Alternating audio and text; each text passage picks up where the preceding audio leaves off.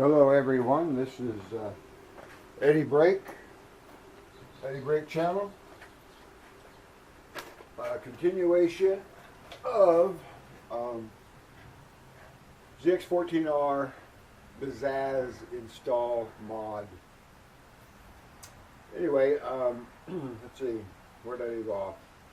I think I talked about how difficult a time I had getting access to the injectors and the connectors and the coil connectors. So I cut a hole in that rear plate just behind the throttle bodies that it's a barrier, evidently a heat barrier for the battery box. Because I just thought that it was ridiculous the amount of time I was having to spend trying to get access to those connectors as it is, and talked about the air box that's welded on, it's made out of aluminum, welded onto the frame that you can't remove. So anyway, I cut a hole to gain access, and that worked very well. I was very pleased with that. I'll show you. I showed you the hole I cut. It's about that size in the back of the behind the throttle bodies, in that plate that serves as a heat barrier, I believe. That's what it's there for. Anyway, it's going to be covered with this and some more insulation to protect the battery from heat. I have to do that, and then reinstall all the body work and so forth, and I'll be done. A couple of things I wanted to show you, and some comments about the Bazzaz installation in general. For one thing, it's a great product. Don't get me wrong; it's a great product. But it gives you a platform for tuning, and but the way it's provided to you, it's basically a learning experience. I mean, you're provided with minimal information. I mean, there are videos on the Bazzaz channel that talk about the installation and the how to use the software, and they're okay.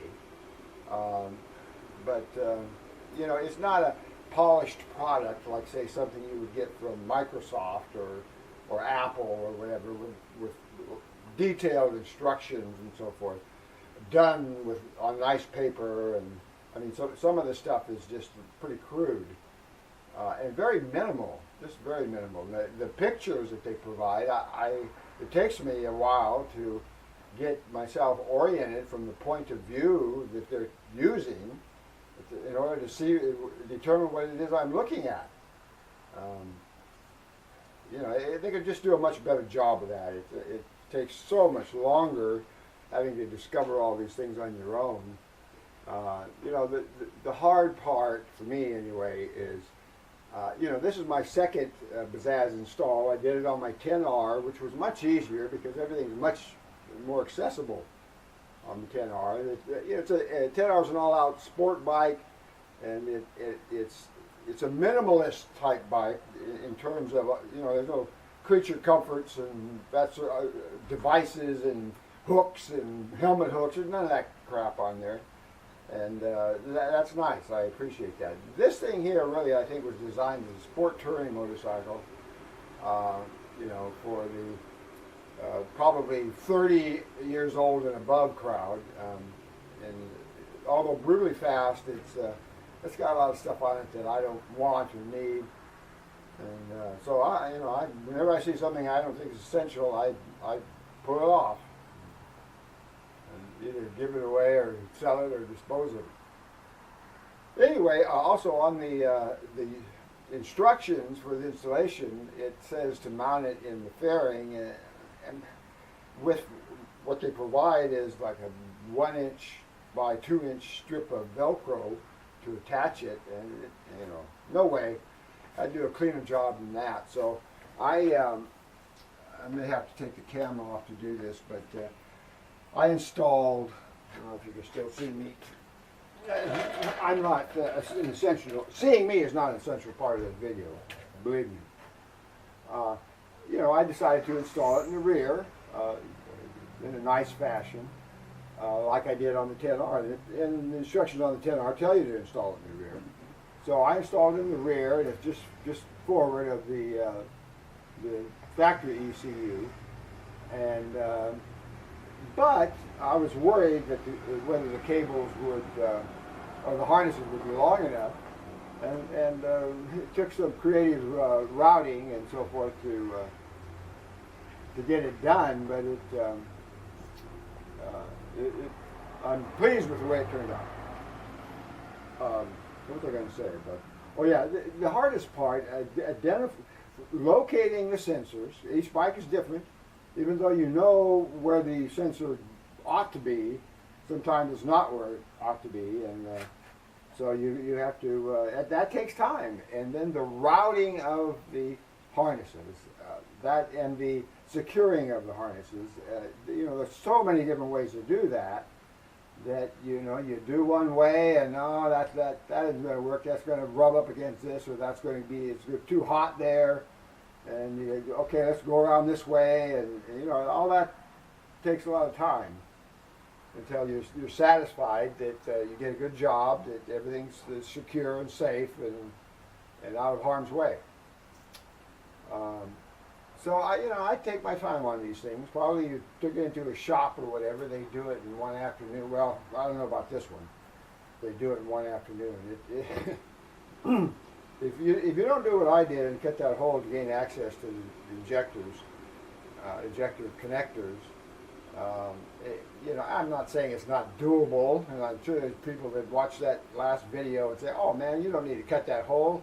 I did it by blah blah blah blah," and well, that's all well and good, but I did it my way, and I like the fact that I have a plate there I can remove and have access anytime I want. I want to pull the unit off or whatever. It just will be much easier to do it now with that hole there, which I think is completely harmless. I showed you that the hole that I cut. It's about the size of that piece of aluminum I just showed you, and it's I used a little. It's a body saw is what it's called, but it's a little handheld electric saw that cuts metal, and I drilled one hole to get the blade in there and get it started, and then it cuts very well, especially through aluminum. It's easy. So anyway, it's that this plate will go back against that wall that you can't really see now. Probably I'm not sure. Let me look at the camera's point of view.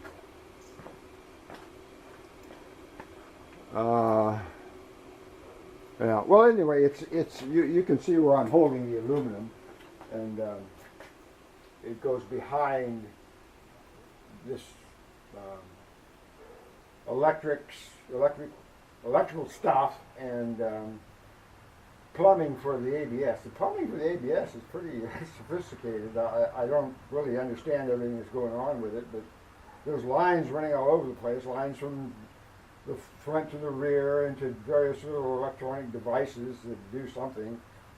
Well, you have two brakes working there, anti-lock, and they have to be, I guess, talking to each other. And the rear brake. Hopefully, you have learned if you don't. Hopefully you've learned that the front brake on a motorcycle is really the brake. I mean, the rear brake is low speed, parking lot maneuvers and stuff of that nature. But if you need to stop quickly, the rear brake is. I don't even use it in hard stopping.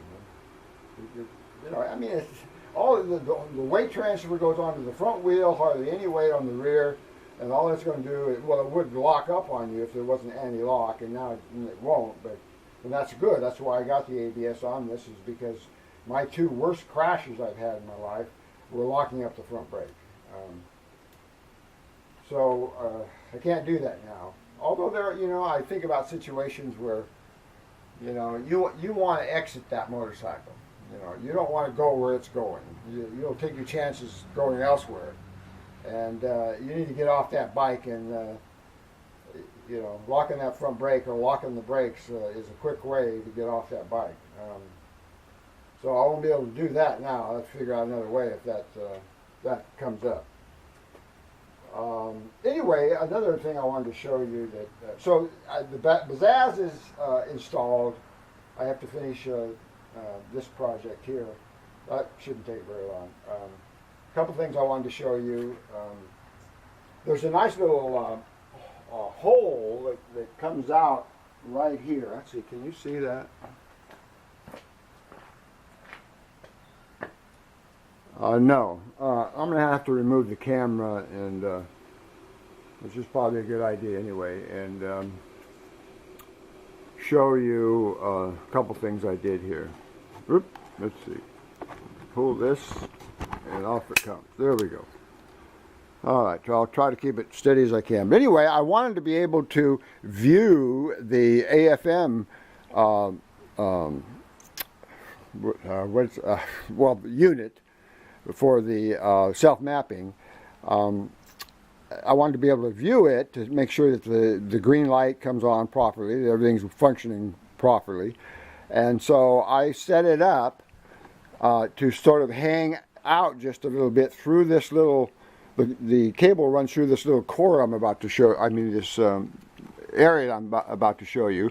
But anyway, there it is, along with my USB connector sitting right next to it. So right down here I'll be able to view it. Now I have a little cover for the USB connector, and I'll make some kind of a little shield for the AFM unit.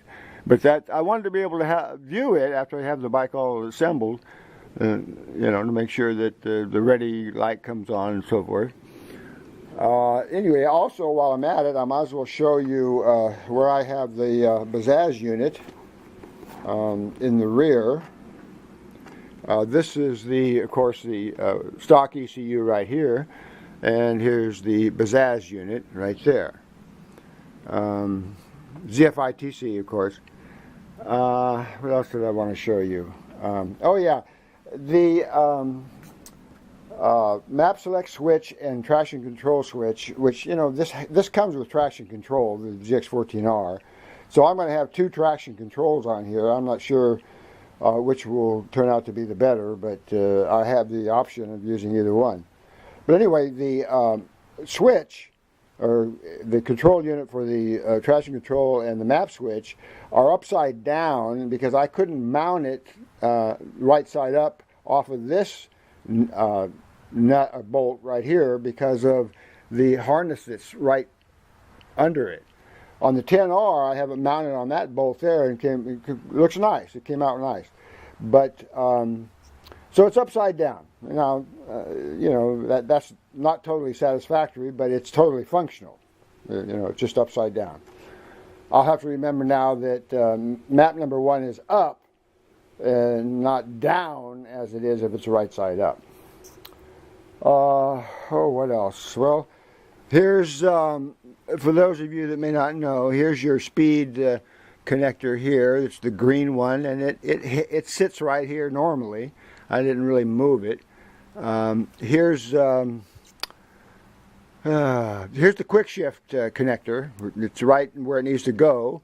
And I talked about whether to get rear sets, which is the Bazzaz information that's provided says you must have rear sets in order to install a quick shifter. Well, that's not true. Dynajet, see how it works here? The shift lever runs directly off the spline coming out of the transmission, the shaft coming out of the transmission. And what they do with they call the linear shifter, is they hook a rod up here on the shifter and then anchor it up here to the clutch cover. I said it was anchored to the frame in that last video. That was incorrect. It's anchored to this right here. They drill a hole and anchor the shift rod to that. So when you're doing standard shift where you come up, when you're shifting, you use a push sensor, and if you're doing GP, you do a pull. So, what else? Oh yeah, I wanted to show you where the throttle position sensor is. And there's actually two sensors here. I'm not sure what role it plays, but this is the one here that you connect to, the black one. The gray one, you don't do anything with it. What else? Oh yeah, in the Bazzaz info, it says mount the unit in the fairing, and it says for power, connect to your front running lights. Well, of course, I mounted in rear, so I couldn't do that. But what I did was I took this connector right here. It was going to my license plate light, which is always on. When the key's on, it's on. So, I pulled that off. I put a fender eliminator kit on, which, by the way, I found one that I think it was cheaper than Yoshimura and the others. Cheaper than any of the others, and I think it's better than any of the others. It's made out of aluminum. Instead of that heavy gauge, or not heavy gauge, but that, whatever that steel is that they use. And it's much lighter. So why not? And it was like $50. What is the name of it? Oh gosh. It was a name I found on either Amazon or eBay. I can't remember now. Another thing you might want to know, I don't know if they're still available, but when I got this bike, of course, it had that two bazookas for exhaust mufflers on this thing. It just looked horrendous. And I just hated the look of it. So I looked long and hard for titanium, because that's what I've been buying since early 90s when they first came out with, Muzzy came out with a full titanium pipe, and I got that for my 94 ZX9R I had at that time. So I go to titanium every time, but a Krapovic, it's not a Akrapovic, which is the way I was pronouncing it. It's Krapovic. Crap. Just think crap. Krapovic. Anyway, are too expensive. They're ridiculous. So, oh yeah, I know they're well made and all that, but I got a story to tell you about that, because I do have an A Krapovic pipe, full Evo pipe on my 10R, which I got a real good deal on. And it was assembled basically when you buy it, except the muffler wasn't on it. And getting that thing disassembled in order to put it on the motorcycle was ridiculous. I had to heat it up and reheat it and tap it and everything to get it disassembled. It was terrible. But anyway, it took a while, but I got it on there. But anyway, I found this pipe, which is actually made by Sato. The decal on it says Orient Express. But the pipe, here it says Sato Racing engraved on this right here. And it's, I got it through Orient Express, and it was a closeout deal, and I got it for $840. Full tie, very nice welds, everything about it was just perfect. It's just right in the same league with a Krapovic. So anyway, you can see there's full tie. And that, by the way, I weighed my stock system, which weighed, well, rounded off 42 pounds, 41 something. And this one weighed, what did it weigh, 9 something.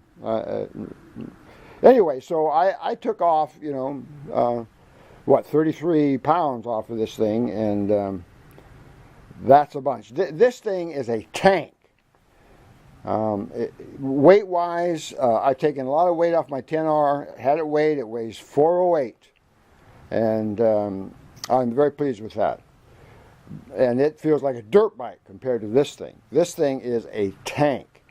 If it ever falls over on you, you're going to need help getting uprighted, unless you're, built like Arnold Schwarzenegger used to be.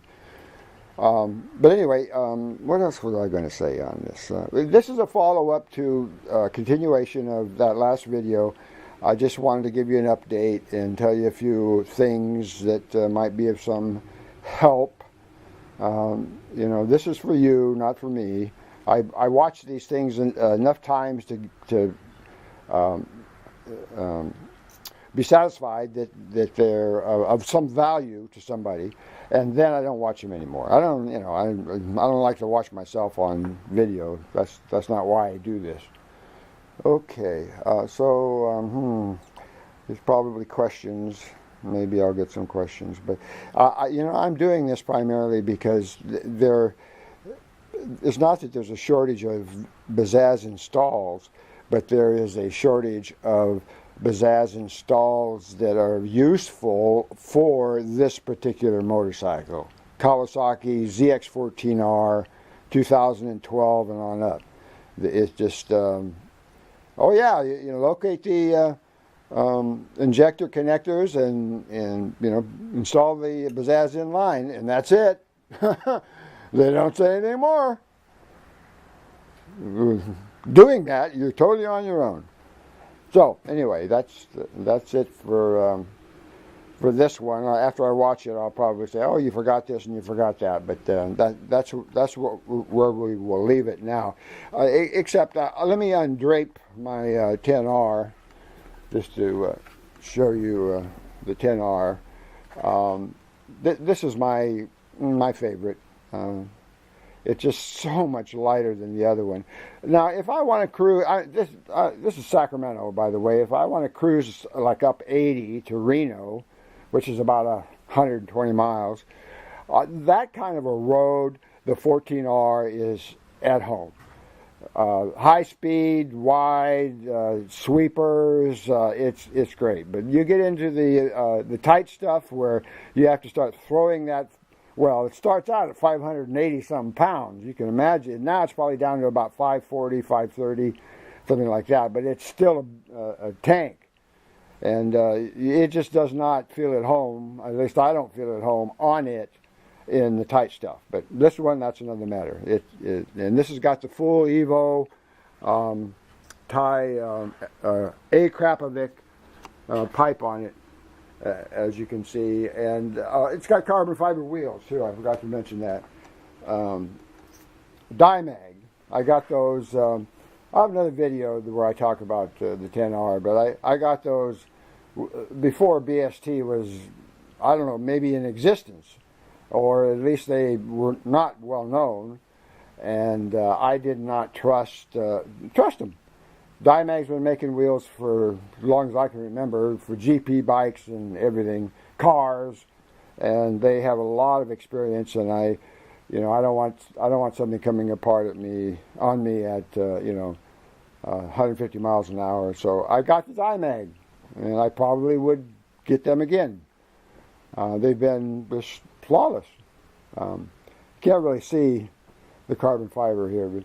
Anyway, and a number of other doodads here and there that I've put on to lighten it mostly, and it makes 174 horsepower right now. But I'm still mapping the Bazzaz. I'm not done with that yet. So I want to hit 180 with bolt-on 2008 ZX10R, and that's good enough for me. These two bikes, horsepower to weight ratio, are very close. I can't ride them both at the same time. I'd need another person to race them to see which one actually is the faster. But by far and away, the 14R has got the mid-range torque. It would just stomp the 10R in a 6-gear roll-on, no doubt about it. Just stomp it. But when the 10R gets to 7,000 and above, then they are in the same arena completely. The 10R. From 7,000 and above is hang on for dear life, just like it is on the other one. Okay, that's it for this video, and I got to get going on this, installing this plate on there and get the bodywork back on there, and then I have my appointment with the dynamometer already, so we'll see what happens, and I'll give you an update what kind of horsepower numbers it comes up with. It was 198 bone stock. Then I reflashed the ECU with Schnitz Racing in Indiana, and that gave me a bunch in the mid-range and a little bit on top. So I'm over 200 before I put the pipe on. I'm going to have the pipe and the Bazzaz. I'll run it without the Bazzaz, with the Bazzaz disabled. Well, a zeroed out map is all what you do. You use a zeroed out map, and then it runs straight off the ECU, and I'll see what that does, what the reflash gave me, and then I'll run it with the Bazzaz map. The one that they give, I almost don't want to use it because the one they gave with the 10R was terrible. And by the way, this is, do I have it on here? Let me see. Yeah, that's the map right there for my 10R. I haven't looked at the map yet for the 14 that comes with it. I haven't hooked it up yet. So, but anyway, I made this map along with the self mapping, dynamometer work, and so forth.